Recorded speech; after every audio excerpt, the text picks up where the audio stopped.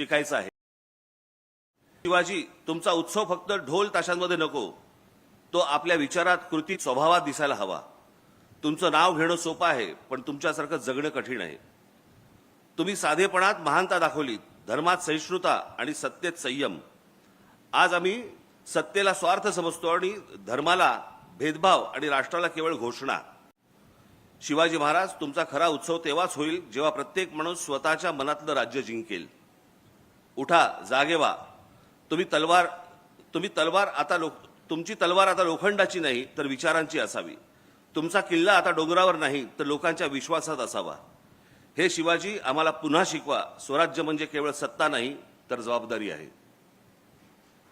हे रवींद्रनाथ टागोरांनी तेव्हा 1904 साली लिहून ठेवलेली गोष्ट आहे, जी आम्हाला अजून समजत नाहीये। आपल्याकडची संत परंपरा महाराष्ट्राची कुठेही तुम्हाला सापडणार नाही। कोणत्याही राज्यात तुम्हाला अशा प्रकारचे संत सापडणार नाही ज्यांनी या संपूर्ण या भागाची, या राज्याची, ज्याला आता राज्य म्हणतो आपण, परंतु या संपूर्ण भागाची संपूर्ण वैचारिक मशागत केली। सर्वांना जातीपातीपासून दूर लोटलं, त्यातले भेदभाव सगळे काढून टाकले। आज नुसती आपण फक्त माणसं फक्त बघूया, नुसती माणसं फक्त बघूया। लावा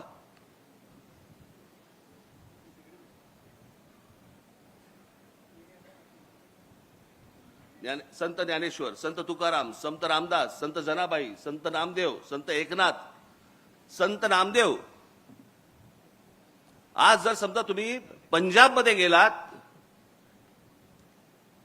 तर पंजाबमध्ये देखील त्यांचा प्रचंड मोठे आज त्यांचे भक्त तुम्हाला पंजाबमध्ये मिळतील।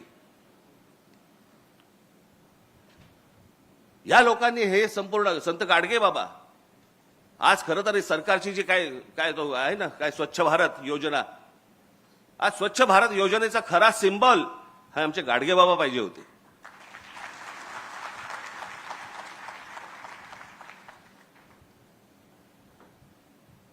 कधीतरी एकदा तुम्ही आपल्या पुस्तकांमध्ये डोकावा आणि महाराष्ट्राची नुसती फक्त परंपरा जरी नुसती बघत आलात, यांनी आम्हाला काय शिकवले।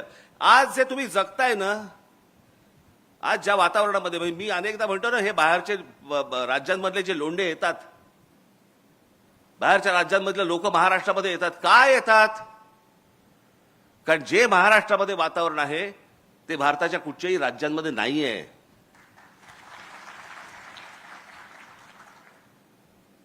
आज या महाराष्ट्रामधले, आज मुंबईसारख्या ठिकाणी, पुण्यासारख्या ठिकाणी, नागपूरसारख्या ठिकाणी आज मुली, महिला आज बसने जात असतात, कितीही वाजता रस्त्याने फिरत असतात। आज ह्या महाराष्ट्रामधला माणूस कधी त्यांना आज वेड्या वाकड्या नजरेने बघणार नाही, कधी त्यांना हात लावणार नाही, कधी छेडछाड करणार नाही।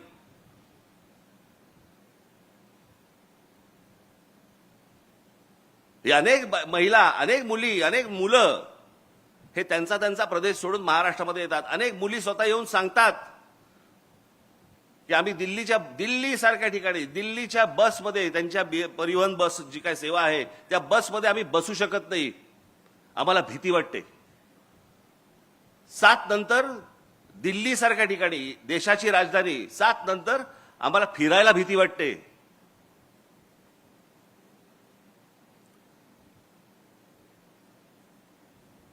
देशाच्या राजधानीमध्ये जर समजा महिला असुरक्षित असतील आणि त्या सर्वांना आज सगळेजण, आज तुम्ही मुंबईमध्ये बघा, हरभजन सिंग पासून सगळेजण आज मुंबईत स्थायिक झालेत।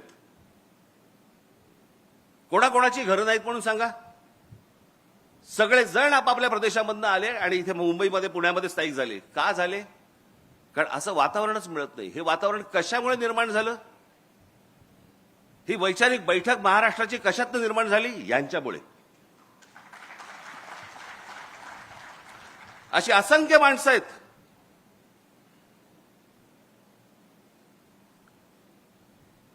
म्हणजे आज पुण्यामध्ये, मला अजूनही आठवते, लहान असताना मी जेव्हा पुण्यामध्ये येत असे, आजही आहे, काही आज वेगळं नाहीये, परंतु आज अनेक, त्यावेळेला पण देखील अनेक महिला, अनेक मुली आज सायकल चालवायच्या, स्कूटर चालवायच्या। हे वातावरण कुठे नव्हतं हो। हा मोकळेपणा आला कुठून? हा मोकळेपणा महाराष्ट्राचा स्थायीभाव होता.